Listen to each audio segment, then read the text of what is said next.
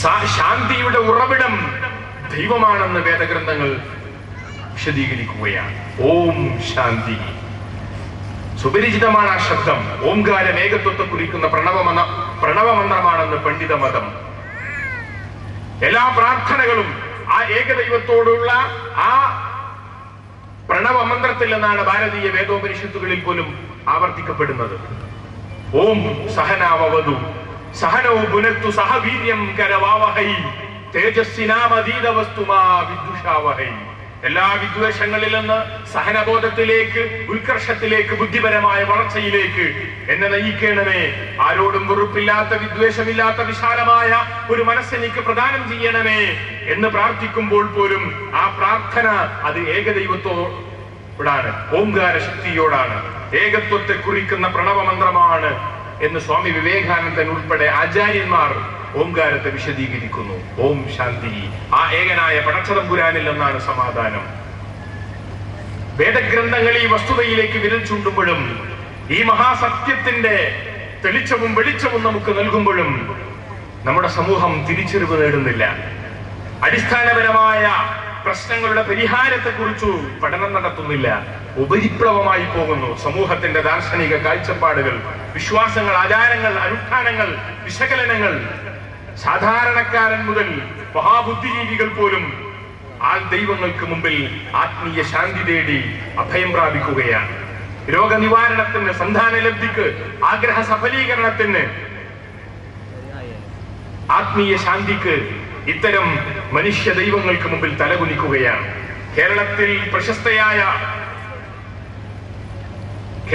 പ്രശസ്തയായ ഒരു ആത്മീയ ദൈവം, ഒരു സഹോദരി, അവര് ഏറ്റവും പ്രശസ്തയായ, ഒരുപക്ഷെ ഇന്ത്യയിലും ലോകത്തും മാർക്കറ്റ് ചെയ്യപ്പെടുന്ന ഒരു സാധാരണ സ്ത്രീ.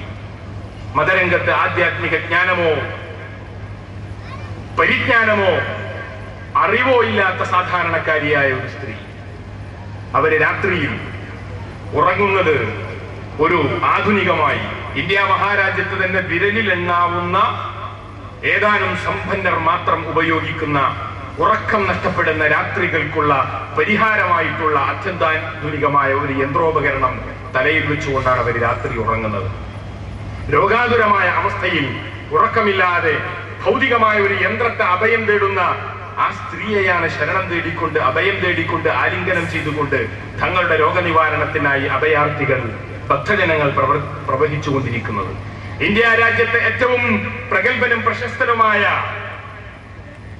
പുട്ടപർത്തിയിലെ ആത്മീയ ആചാര്യൻ 1 ഡസനിലധികം രോഗങ്ങൾക്ക് നിരന്തരമായി മരുന്ന് കഴിച്ചുകൊണ്ടിരിക്കുന്ന വ്യക്തിത്വമാണ്.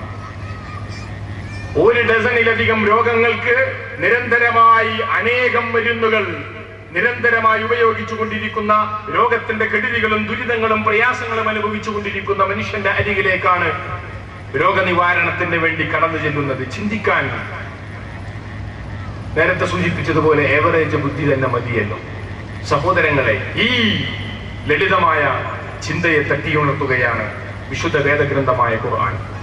പ്രാർത്ഥനകൾ, അർച്ചനകൾ, ആരാധനകൾ അള്ളാഹുവിന്റെ മുമ്പിൽ നിഷ്കളങ്കമായി അർപ്പിക്കപ്പെടേണ്ടതാണ് എന്ന പ്രഖ്യാപനം കൃത്യമായി മാനവതയോട് പ്രഘോഷണം ചെയ്യുന്നു ഖുർആൻ. ഇസ്ലാം അതിന്റെ ആദർശങ്ങളുടെ എല്ലാം തണലും അതിന്റെ വിശാലത മുഴുവനും ഈ തൗഹീദിന്റെ ഏകദൈവ ആരാധനയുടെ ആഴ്ന്നിറങ്ങിയ വേരുകളുടെ ശാഖകളാണ്.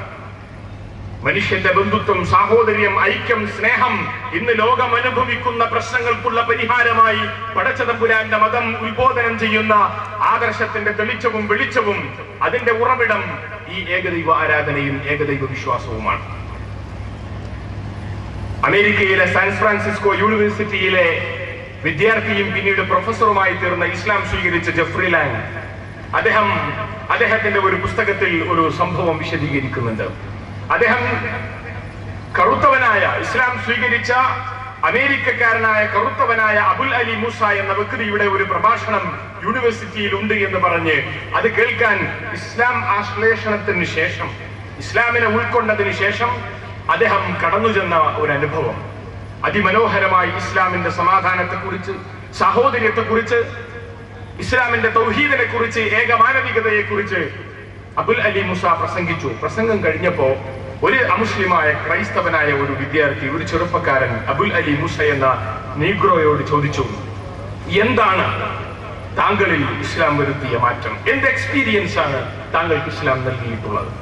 ആ ചോദ്യത്തിന് സ്വല്പനേരം നിശബ്ദനായിക്കൊണ്ട് തന്റെ സദസ്സിൽ ഇരിക്കുന്ന ജെഫ്രി ലാംഗിനെയും സഹപ്രവർത്തകനായ ഗ്രാൻഡിനെയും അവരുടെ നേരെ വിരൽ ചൂണ്ടിക്കൊണ്ട് അബുൽ അലി മൂസ പ്രഖ്യാപിച്ചു അത്രേ, വർഷങ്ങൾക്ക് മുമ്പ്, ഏതാനും വർഷങ്ങൾക്ക് മുമ്പ് തൊലിയുടെ നിറത്തിന്റെ പേരിൽ അമേരിക്കയുടെ തെരുവീതികളിൽ പരസ്പരം തമ്മിൽ തല്ലുകയും കൊല്ലുകയും ചെയ്തവരാണ് ഞാനും ജെഫ്രിയും ഒക്കെ. വെള്ളക്കാരനായ വെളുത്തവരിൽ വെളുത്തവനായ ജെഫ്രിയും ഞാനും തൊലിയുടെ നിറത്തിന്റെ പേരിൽ പരസ്പരം തലതല്ലി മരിച്ചവരാണ്. ഞങ്ങൾ ആദർശത്തിന്റെ ചരടിൽ, വിശ്വാസത്തിന്റെ ചരടിൽ കോർത്തിണക്കി സഹോദരങ്ങളാക്കി എന്നതാണ് ഇസ്ലാം ഞങ്ങളിൽ വരുത്തിയ പരിവർത്തനം, മാറ്റം. പ്രോജ്വലമായ മറുപടി. ഒരുപക്ഷെ നമ്മൾ ഇസ്ലാമിക പ്രഭാഷണങ്ങളിൽ കാതോർത്തിരിക്കും. നൂറ്റാണ്ടുകൾക്ക് മുമ്പ്, 14 നൂറ്റാണ്ടുകൾക്ക് മുമ്പ് വെളുത്തവരിൽ വെളുത്തവനായ സൽമാനെയും കറുത്തവരിൽ കറുത്തവനായ ബിലാലിനെയും ആദർശത്തിന്റെ, സാഹോദര്യത്തിന്റെ, വിശ്വാസത്തിന്റെ ചരടിൽ കോർത്തിണക്കാൻ ഇസ്ലാമിന് സാധിച്ചുവെന്ന് ആ സാധ്യതയ്ക്ക് സമകാലിക ലോകത്തിന് മുമ്പിൽ മറുപടി നൽകുകയാണ് യഥാർത്ഥത്തിൽ അബുൽ അലി മൂസ എന്ന നീഗ്രോ.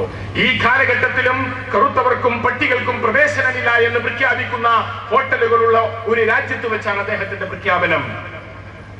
നമ്മുടെ പ്രബുദ്ധമായ സംസ്ഥാനത്ത് പോലും, ഇന്ത്യ മഹാരാജ്യത്ത് കേരള സംസ്ഥാനത്ത് ഒരു കറുത്തവൻ മുഖ്യമന്ത്രിയായാൽ പോലും അതൊരു വലിയ വാർത്തയാകില്ല. കറുപ്പഴകി എന്ന് വാർത്താ മാധ്യമങ്ങൾ വിശേഷിപ്പിക്കില്ല. എന്നാൽ ലോക പോലീസിന്റെ നാട്ടിൽ അമേരിക്കയിൽ ഒരു കറുത്തവൻ അധികാരത്തിൽ വന്നപ്പോൾ അത് ലോകം മുഴുവനും ഒരു മഹാ അത്ഭുതമായി ചർച്ച ചെയ്യുന്നുവെങ്കിൽ അത് ലോകത്തിന്റെ വളർച്ചയല്ല, തളർച്ചയും തകർച്ചയുമാണ്.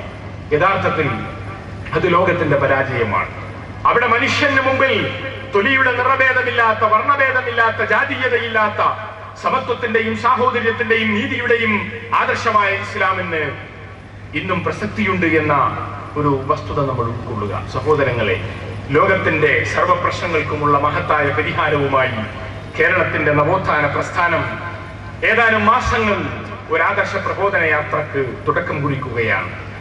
കാസർഗോഡ് ജില്ലയിൽ ചരിത്രപരമായി സവിശേഷതയുള്ള, അതോടൊപ്പം തന്നെ അന്ധവിശ്വാസങ്ങളുടെയും അനാചാരങ്ങളുടെയും വിളനിലമായ ഈ ജില്ലയിൽ നിന്ന് തന്നെയാണ് ഈ പ്രബോധന യാത്രയുടെ തുടക്കം.